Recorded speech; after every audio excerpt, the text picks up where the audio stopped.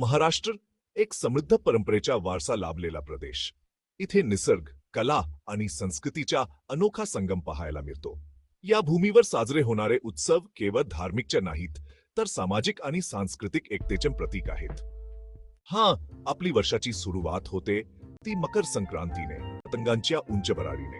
हा दिवस आपल्याला नवा उत्साह आणि नवीन संधींचा संदेश देतो.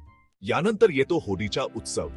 रंगांची ही होळी केवळ सण नसून ती आपल्या जीवनातील रंगीबेरंगी क्षणांचा उत्सव आहे. गुढीपाडवा आपल्या नवीन वर्षाची सुरुवात, आनंद, श्रद्धा आणि भविष्याची नवी उमेद दाखवणारा हा सण.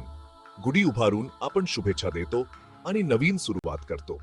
आणि सणांचा राजा म्हणजे गणेश चतुर्थी. घराघरात गणपती बाप्पा विराजमान होतात आणि प्रत्येक घराला नवचैतन्य लाभतात. गणेशोत्सव केवळ गणेशाची पूजा नाही, तर समाजात एकतेचा संदेश देणारा आणि आनंद साजरा करणारा उत्सव. यानंतर येते दिवाळी, सण प्रकाशाचा. लक्ष्मीपूजन, किल्ले बनवणे, फटाके आणि फराळाचा आस्वाद घेत आपला आनंद द्विगुणित करतो. या सणांच्या माध्यमातून आपण महाराष्ट्राची समृद्ध परंपरा साजरी करतो. विविध सणांचे रंग, गोडवे आणि आनंद आपले जीवन उजवतात. पण त्याच वेळी आपण समाजातील आपल्या जबाबदाऱ्या विसरता कामा नयेत. आपण गणपती बाप्पाकडे सुख समृद्धीची प्रार्थना करतो, परंतु याच्या बरोबर त्यांची शिकवण अंगीकारण्याची वेळ आली आहे. स्वच्छता, पर्यावरणाचा सन्मान आणि समाजातील गरजूंना मदत करणे हे आपले खरे कर्तव्य आहे.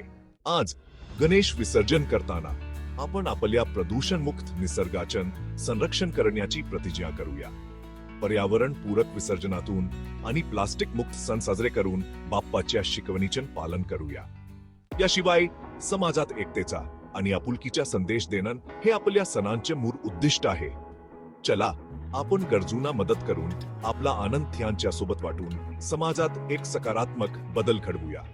या सणांच्या गोडव्याबरोबरच आपण आपलं माणूसपणही जपत राहूया. कारण शेवटी सण म्हणजे आनंद साजरा करणं, पण तो सर्वांसोबत वाटून घेणं म्हणजेच खरा उत्सव. गणपती बाप्पा मोरया.